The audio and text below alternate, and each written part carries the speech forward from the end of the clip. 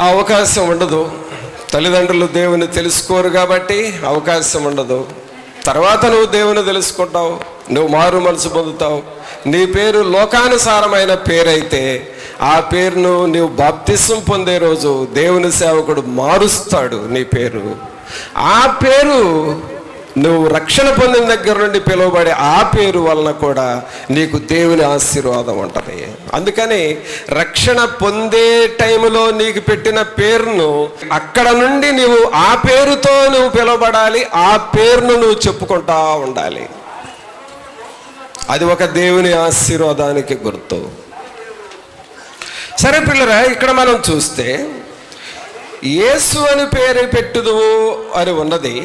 తర్వాత 22వ వచనంలో ఇంకొక పేరు కూడా ఉంది, చూడండి. ఇదిగో కన్యక గర్భవతి అయి కుమారుని కనును, ఆయనకు ఇమ్మానుయేలను పేరు పెట్టుదురు. ఈ పేరు ఎందుకు చెప్పాడు అని అంటే, సహజంగా పిల్లలు పుట్టినప్పుడు ఆ పిల్లలు పెద్దవాళ్ళు అయిపోయిన తర్వాత గతించిపోతారు. అంటే ఎంత పిల్లోడైనా పెద్దవాడవుతాడు, వృద్ధుడవుతాడు, ముసలోడవుతాడు, తర్వాత చనిపోతాడు. యేసు అనే పేరు ఈ భూలోకంలో పెట్టినప్పుడు అందరూ లాగా ఒక 80 ఏళ్ళో 100 ఏళ్ళో బ్రతికిన తర్వాత చనిపోయే పేరు కాదు. యేసు అనే పేరు ఏ పేరు కాదండి, చనిపోయే పేరు కాదు. ఒకసారి చప్పట్లు కొట్టండి ఆ పేరుకి. ఇప్పుడు మనం చూడండి, మనకు ఒక పేరు ఉంది, ఈ పేరుతో నువ్వు పిలువబడుతున్నావు. ఎంతకాలం పిలుస్తారు నిన్న ఆ పేరుతో? ఏమండి, మనం ఈ భూమి మీద బ్రతికినంతకాలం పిలుస్తారు. మనం చనిపోయిన తర్వాత కూడా పిలుస్తారు. ఏమని చెబుతారంటే పలానోడు చచ్చిపోయాడు అని అంటారు. ఇంకంతే. అంటే పేరు అనేది బ్రతికున్నంతకాలం ఉంటుంది, చనిపోయిన తర్వాత కొంతకాలం ఉంటుంది, ఆ తర్వాత మాసిపోతుంది, మరిచిపోతారు. కానీ యేసు అనే పేరు అది కాదు. యేసు అనే పేరు ఒక 80 ఏళ్ళలో 100 ఏళ్ళలో బ్రతికి ఆ తర్వాత చనిపోయే పేరు కాదు, మాసిపోయే పేరు కాదు. యేసయ్య పేరు తరతరాలు, యుగయుగాలు, జగజగాలలో ఉండే పేరు. ఆమేన్. ఈ పేరు ఎలాంటి పేరండి? తరతరాలకు చెప్పుకునే పేరు, యుగయుగాలు చెప్పుకునే పేరు. నీ పిల్లలు, నీ పిల్లల పిల్లలు, నీ తర్వాత వచ్చే పిల్లలు కూడా చెప్పుకునే పేరు యేసు అనే పేరు ఒక్కటే. మన పేర్లకి చావు ఉన్నది కానీ యేసయ్య పేరుకు చావు లేదు. ఆమేన్. ఎలాంటి పేరో చూడండి. ఇప్పుడు మీరు అనుకోవచ్చు, అయితే చావు లేని పేరు పెట్టుకుంటానయ్యా ఇక నా పిల్లలకి. అరే, యేసు అని పేరు పెట్టుకున్నాం అనుకో, యు ఆర్ నాట్ ఎలిజిబుల్. ఆ పేరుకి మనం ఎవరో అర్హులం కాదు, ఆ పేరు పెట్టుకోకూడదు. నేను చాలా పేర్లు పెట్టాను కానీ పిల్లలకి ఈ పేరు ఎప్పుడు పెట్టలే. ఎందుకంటే అది ఎవరి పేరు? అది దేవునిది, అది అంతే. మనం పెట్టుకోకూడదు ఆ పేరు. అయితే పిల్లరా, ఇమ్మానుయేలు అనే పేరు పెట్టబడును అని ఎందుకు అనంటే, ఈ పేరును తర్వాత వచ్చే పేరు ఘనపరుస్తుంది. యేసు అంటే మనుషుల్లాగా ఒక 70-80 సంవత్సరాలు బ్రతికిన తర్వాత చచ్చిపోయే పేరు కాదు. ఆ యేసు అనే పేరు ఎల్లప్పుడూ ఉండే పేరు. అది ఇమ్మానుయేలు, ఎల్లప్పుడూ మనకు తోడుగా ఉండే పేరు. అంటే యేసేంటి ఇమ్మానుయేలు ఏంటని అనుమానం రావచ్చు మీకు. యేసు అనే పేరుని ఇమ్మానుయేలు అనే పేరు ఇంకా హైలైట్ చేస్తున్నాడు, ఘనపరుస్తున్నాడు. యేసు అనే పేరు టెంపరరీ పేరు కాదు, అది పర్మనెంట్ పేరు, ఎల్లప్పుడూ తోడుగా ఉండే పేరు అని ఇమ్మానుయేలు దేవుడు అని అర్థం వస్తా ఉంది. పిల్లరా, యేసుక్రీస్తు ప్రభువుని మనం అంగీకరించినప్పుడు ఆయన మనకు ఎల్లప్పుడూ తోడుగా ఉండే దేవుడు. ఇమ్మానుయేలు అనగా దేవుడు మనకు తోడై ఉన్నాడు అని అర్థం. చెప్పండి అందరూ, అర్థం చెప్పండి. దేవుడు మనకు తోడై ఉన్నాడు అంటే ఆయన ఎల్లప్పుడూ తోడుగా ఉండే దేవుడు. మన జీవితంలో ఎలాంటి పరిస్థితుల్లో దేవుడు మనకు తోడుగా ఉంటాడు? ఏ పరిస్థితుల్లో ఆయన మనకు తోడుగా ఉంటాడు? నీవు నమ్ముకున్న బంధువులు, లోకంలో ఒక శాస్త్రం ఉంది, అదేంటంటే డబ్బున్నంత కాలం చుట్టాలు ఉంటారంట. ఎవరు? డబ్బున్నంతకాలం ఎవరుంటారు నీ చుట్టూ? చుట్టాలు ఉంటారు. నీ దగ్గర డబ్బు అయిపోయింది అని అనుకుంటే వాళ్ళు పట్టాలు కట్టుకొని వెళ్ళిపోతారు. నీ దగ్గర అధికారం ఉన్నంతసేపు నీ దగ్గర జనాలు ఉంటారు. నీ దగ్గర అధికారం లేదనుకున్నప్పుడు నిన్ను అందరూ వదిలిపెట్టి వెళతారు.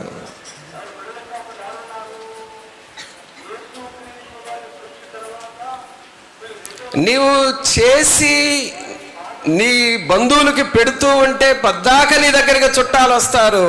నీ దగ్గర ఓపిక అయిపోయి నీవు ఎవరి మీద ఆధారపడతావే, అప్పుడు నీ ముఖం ఎవరు చూడరు. అందుకే కావాలి ఈ పాట పడతాం మనం. అందరూ నన్ను విడచినా నీవు నన్ను విడువనంటివే, అందరూ నన్ను విడచినా నీవు నన్ను విడువనంటివే, నా తోడు నీవే, నా నీడను నీవే, నా తోడు నీడ నీవే సయ్యా.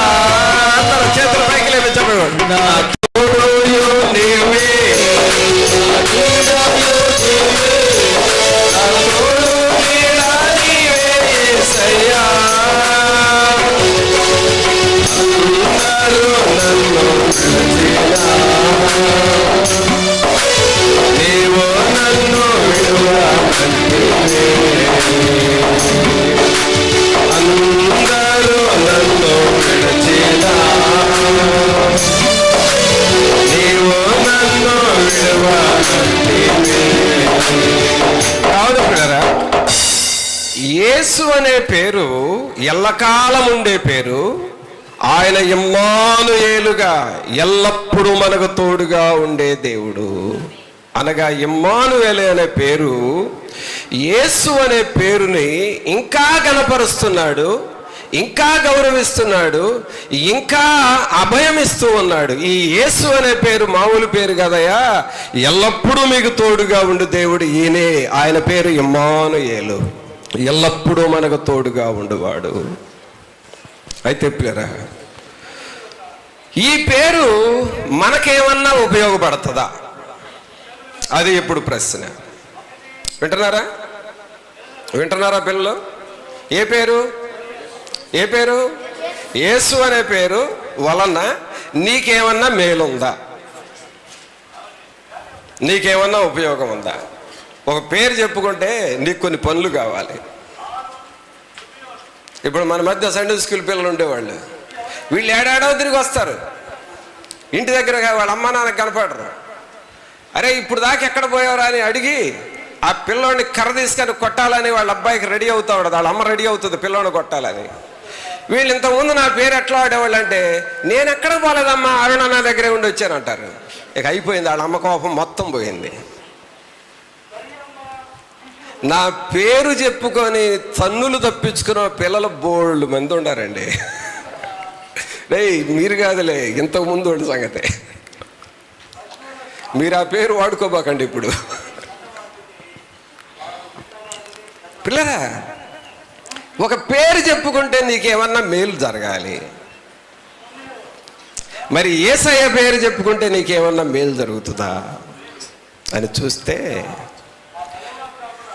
మనకు ఎప్పుడెప్పుడు ఆయన తోడుగా ఉంటాడు. ఎప్పుడెప్పుడు మనకు సహాయపడతాడు అని చూస్తే, జీవితంలో ప్రియులరా మనము జీవించుచున్న రోజుల్లో రకరకాల భయాలు, రకరకాల దిగుళ్ళు, రకరకాల చింతలు మనలను ఆవరిస్తూ ఉంటాయి. హృదయంలో కొన్నిసార్లు భయం వస్తుంది, కొన్ని సమయాల్లో కలవరం వస్తుంది, కొన్ని సమయాల్లో దిగులు వస్తుంది, కొన్ని సమయాల్లో కృంగుదల వస్తుంది, కొన్ని సమయాల్లో దిక్కు తోచని స్థితి వస్తుంది. జీవితంలో ఇలాంటి పరిస్థితులు రకరకాల సమయాలలో మనకు ఎదురవుతూ ఉంటాయి. నీకు కృంగుదల వచ్చినా, నీకు దిగులు వేసినా, నీకు భయము వేసినా, నీకు నెమ్మది లేకపోయినా, నీకు ఏమి చేయాలో దిక్కుతోచని పరిస్థితులు వచ్చినా, నాకు ఎవరో లేరు, ఒంటరిదాన్ని అయిపోయానని అనుకుంటున్నా సరే, ఈ పేరును తలంచుకుంటే, ఈ పేరు ఇమ్మానుయేలు అనే పేరు నీకు సహాయముగా ఉంటాడు. ఒకసారి దావీదు గారు తన అనుభవంలో ఒక మాట రాస్తాడు, చూద్దామా? 46వ కీర్తన చూడండి. 46వ కీర్తన మొదటి వచనం చూడండి. దేవుడు మనకు ఆశ్రయమును, దేవుడు మనకు ఆశ్రయమును, దుర్గమునై ఉన్నాడు, దుర్గమునై ఉన్నాడు. ఆపత్కాలములో నమ్ముకొనదగిన ఆయన నమ్ముకొనదగిన సహాయకుడు. చూసారండి, నీకు ఆపదలు వచ్చినప్పుడు ఈ పేరును నువ్వు తలంచుకోవాలి. నీకు రావచ్చు ఆపదలు, నీ పిల్లలకు రావచ్చు, నీ కుటుంబానికి రావచ్చు, మన సంఘానికి రావచ్చు, మన తోటి సహోదరులలో రావచ్చు, నీ బంధువుల్లో ఎవరికైనా రావచ్చు. ఏ ఆపద వచ్చినా, ఏ భయము వచ్చినా, ఎలాంటి కృంగుదల వచ్చినా సరే ఆ పేరును మనము తలంచుకోవాలి.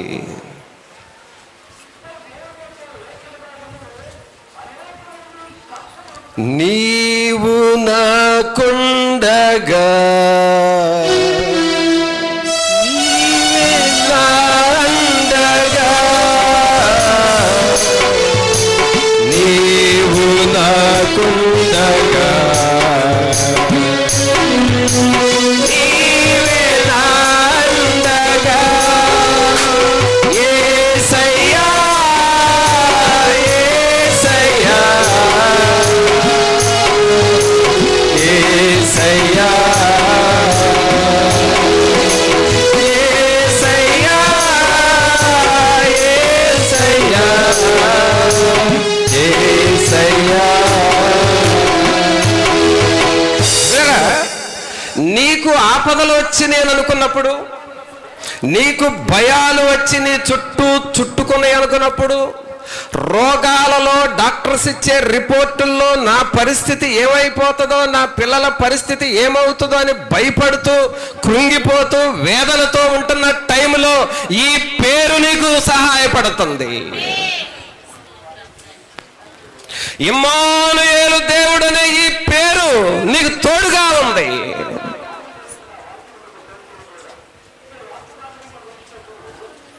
ఆపత్కాలములో ఆయన నమ్ముకొనదగిన సహాయకుడు. 7వ వచనంలో చూస్తే 3, 4, 5 వచనాలు చూస్తే ప్రియులరా, అన్ని దావీదును చుట్టుకున్న భయాలు. 3వ వచనంలో ఏమంటాడంటే, జలములు ఘోషించుచు నురుగు కట్టినను, ఆ పొంగునకు పర్వతములు కదిలినను మనము భయపడమంటాడు. 4వ వచనంలో సర్వోన్నతని మందిరపు పరిశుద్ధ స్థలమును సంతోషపరచుచున్నవి అంటున్నాడు. ఇలాగ ఆపదలు వచ్చినప్పుడు 7వ వచనంలో ఏమన్నాడంటే, సైన్యములకు అధిపతియగు యెహోవా మనకు తోడై ఉన్నాడు. కావున ప్రభువులారా, ఇమ్మానుయేలు అనే దేవుడు నీకు ఉన్నాడు అన్న సంగతి నీవు గుర్తుపెట్టుకోవాలి. ఎప్పుడైనా సరే నీవు కృంగిపోయి ఉన్నప్పుడు, ఆపదలో ఉన్నప్పుడు, కొన్ని సడన్గా నీకు భయమును కల్పించే వార్తలు నీ దగ్గరకు వచ్చినప్పుడు, ఇమ్మానుయేలు దేవా అని దేవునితో చెప్పు. నన్ను విడువని దేవా, నా పిల్లలను విడువని దేవా, నా కుటుంబాన్ని విడవని దేవా, నీవు ఒక 60-70 సంవత్సరాలు నాతో ఉండి వెళ్ళిపోయే దేవుడు కాదయ్యా, ఇమ్మానుయేలు దేవుడవు, ఎల్లప్పుడూ మాకు తోడుగుండే దేవుడవు. ఆపదలో ఉన్నప్పుడు, భయములో ఉన్నప్పుడు, కృంగుదలలో ఉన్నప్పుడు, నిస్సార స్థితిలో ఉన్నప్పుడు మాకు తోడుగా ఉంటున్న దేవుడవు. నీవు మాకు ఎల్లప్పుడూ తోడుగుండే దేవుడవు. ఆ దేవునిని నువ్వు తలంచుకున్నప్పుడు ఆయన నీకు తోడుగా ఉండి మనకు సహాయము చేయవాడు, అనగా మన ఆపత్కాలములో సహాయము చేసే దేవుడవు. మరొక వాక్య భాగాన్ని చూద్దాం. యెషయా గ్రంథము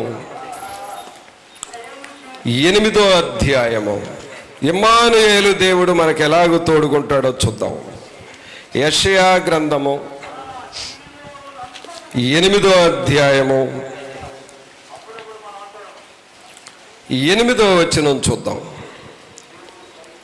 8:8. అవి యోధా దేశంలోనికి వచ్చి పొర్లి ప్రవహించును. అవి కుతికల లోతగును. ఇమ్మానుయేలు పక్షి తన రెక్కలు విప్పినప్పటి వలె దాని రెక్కలు వ్యాపకము నీ దేశ వైశాల్యమంతటను వ్యాపించను. పిల్లరా, కుతికెల లోతు అనే పదాన్ని చూడండి, అక్కడ ఉందా బైబిల్లో? 8వ వచనంలో కుతికెల లోతు. అవి యోధా దేశములోనికి వచ్చి పొర్లి ప్రవహించును. అవి కుతికెల లోతగును. కుతికెల లోతు అంటే ఏంటి అసలు? చెప్పాలి, మీరే అర్థం చెప్పండి. కుతికెల లోతు అంటే ఏంటి? ఎక్కడ దాకా అండి? అది ఇది ఇక్కడ దాకా. పీక దగ్గర పట్టుకోండి, అందరూ మీ చెయ్యి పీక దగ్గర పట్టుకోండి, ఒత్తుకోండి బాగా, ఒత్తారా? అది కుతికేల లోతు అంటే. కుతికేల లోతు. కొన్నిసార్లు అంటామా, అయ్యా మునిగిపోయామయ్యా. ఎక్కడ దాకా? కుతికిల దాకా, గొంతు దాకా మిగిలేమయ్యా, మునిగిపోయామయ్యా.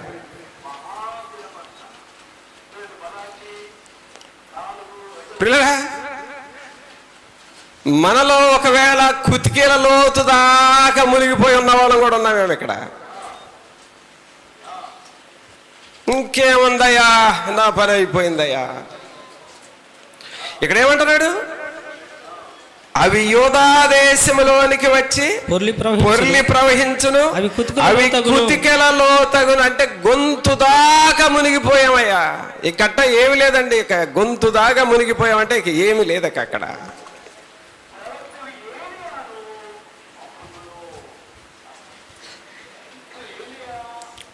కుతికెల లోతు వరకు మునిగిపోయినా సరే అక్కడ దేవుని వాక్యం ఏముందంటే, ఇమ్మానుయేలు. చదవండి అందరూ మాట.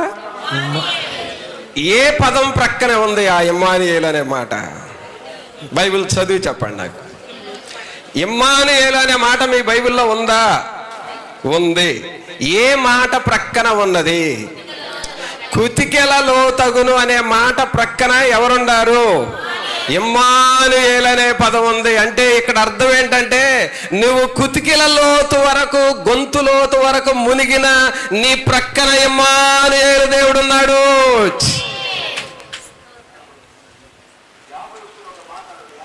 అర్థమైందా? ఇమ్మానుయేలు దేవుడు ఎక్కడున్నాడు? నువ్వు కుతికిల్లో దాకా మునిగినా సరే నీ ప్రక్కన ఇమ్మానుయేలు దేవుడు. పిల్లరా, కుతికెల లోతు దగ్గర మునిగిన తర్వాత, గొంతు దాకా నువ్వు మునిగిపోయిన తర్వాత ఆ ప్రక్కన ఇక ఏ పేరు పెట్టినా చల్లదండి, ఒక్క ఇమ్మానుయేలే కరెక్ట్. ఇక నువ్వు ఏ పేరు పెట్టినా, నీ ఫ్రెండ్ ఉన్నాడే ఆ పేరు పెట్టుకుంటే చెల్లదు. అక్కడ మీ తాత ఉన్నాడే ఆ పేరు పెట్టుకుంటే చెల్లదు. నీకు నచ్చిన బెస్ట్ ఫ్రెండ్ పేరు పెట్టుకో, అది చెల్లదు. నీ కుతికిల లోతు దగ్గరకు మునిగిన వాళ్ళకి ఇమ్మానుయేలు పేరే కరెక్ట్. పిల్లరా, ఈ మాటలు నేను బైబిల్లో చదువుతుంటే నాకు ఎలా ఉందంటే, నా ఎక్స్పీరియన్స్ చెబుతున్నాను. ఇంత కుతికిల్లోతుకి మునిగిపోయినా దేవుడు నిన్ను వదిలిపెట్టను, ఇమ్మానుయేలుగుంటున్నాను అన్నాడు. ఇంకా ఏంటి, బ్రతికినంతకాలం ఆయనకు నమ్మకంగా సేవ చేద్దాం, ఇక చాలేని అనుకున్నానండి. ఇక జీవించినంతకాలం, దేవుడు నన్ను భూమి మీద ఎంతకాలం ఉంచితే అంతకాలం కుతికిల్లోతు దాకా మునిగినా పర్వాలా, కానీ ప్రక్కన ఎవరుంటారు? ఇమ్మానుయేలు దేవుడు అంటాడు. ఆయనను నమ్మి ఆయనకు సేవ చేద్దామని ఒక తీర్మానానికి వచ్చేసేసి,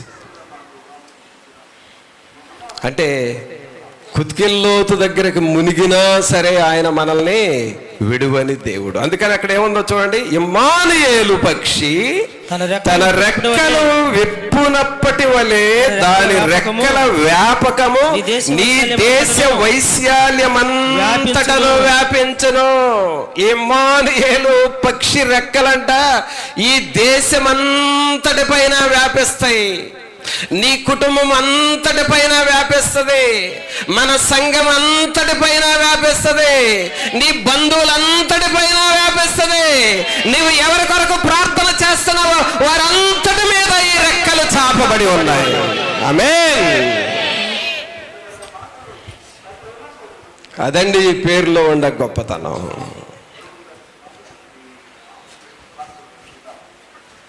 తర్వాత మాట చదవండి, 9వ వచనం. జనులారా రేగుడి రేగుడి మీరు ఓడిపోవుదురు. అంటే రేగుడి అంటే మీ ఇష్టం వచ్చినట్లు మీరు ప్రవర్తించిన చివరకు మీరు ఓడిపోతారు. దూరదేశస్థులారా మీరందరూ ఆలకించుడి. మీరు నడుము కట్టుకొని నన్ను ఓడిపోవుదురు. నడుము కట్టుకోవడం అంటే నీ సొంత ప్రయత్నాలు చేస్తావే, నాకు ఆ తెలివి ఉంది, ఈ తెలివి ఉంది, వాళ్ళు తెలుసు, వీళ్ళు తెలుసు, అక్కడ రికమెండేషన్ వాడతా, ఇది చేయగలనని నీ సొంత ప్రయత్నాలు వాడతావే, నువ్వు నడుము కట్టుకొని నన్ను ఓడిపోవుదురు. నడుము కట్టుకొని నన్ను ఓడిపోవుదురు. ఆలోచన చేసుకొని నన్ను వ్యర్థమగును.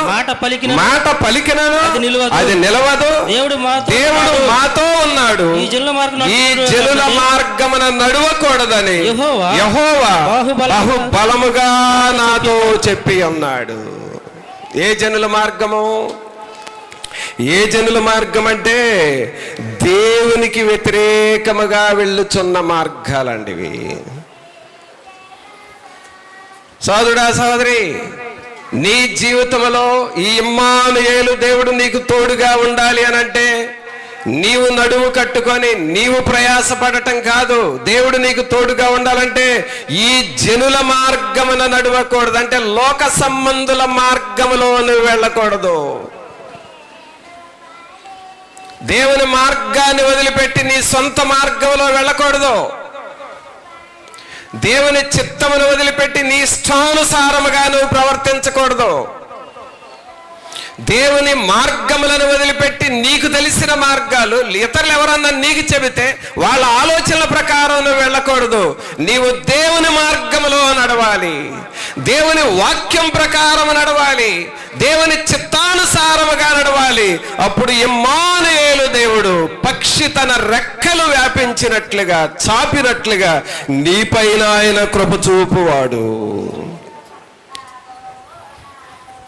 కావున ప్రభువునందు ప్రియులారా, ఇమ్మానుయేలు దేవుడు మనకు మన ఆపత్కాలములో మనకు సహాయము చేసే దేవుడు. ఏ దేవుడు అండి?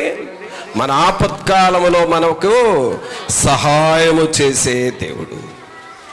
కాబట్టి ఆ పేరు ఎవర్ లాస్టింగ్ నేమ్, ఎల్లప్పుడూ మనకు తోడుగా ఉండే పేరు. అది ఏ సమయంలోనైనా సరే ఇమ్మానుయేలు దేవుడు నాతో ఉన్నాడు అనేది గ్రహించుకోవాలి. ఇక తర్వాత ఈ ఇమ్మానుయేలు అనే దేవుడు ఎప్పుడు నీకు సహాయపడతాడు అనంటే మన జీవితము ఎవరు మనకు తోడుగా లేకుండా అందరూ మనల్ని వదిలిపెట్టి ఒంటరితనాన్ని మనం అనుభవిస్తాము. కొన్ని సమయాల్లో, కొన్నిసార్లు నీ బంధువులు నిన్ను వదిలేస్తారు, కొన్నిసార్లు నీ చుట్టూ ఉండే జనాంగం నిన్ను వదిలేస్తుంది, కొన్నిసార్లు నిన్ను గౌరవించే వాళ్ళందరూ నీకు దూరం అయిపోతారు. ఒంటరి వారం అయిపోతాము. ఇది ఎలా ఉంటుందంటే, ఒంటరితనం అనేది ఎలా ఉంటుందంటే, ఒంటరి వాళ్ళుగా ఉండాము అని ఎప్పుడు అనిపిస్తుంది అంటే, నీ చుట్టూ జనాలు ఉంటారు. ఒంటరిగా ఉన్నంత మాత్రాన నీ దగ్గర జనాలు లేరని కాదు, నీ చుట్టూ జనాలు ఉంటారు, కానీ ఏ విషయంలో కూడా వారు నీకు సహకరించరు, ఏ విషయంలో కూడా నిన్ను పట్టించుకోరు.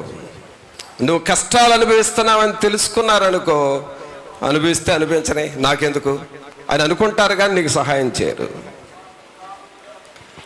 నువ్వు బాధపడుతున్నావని తెలిసిందనుకో, వాళ్ళ బాధతో మనకెందుకు, మనకు అనవసరం అనుకుంటారు.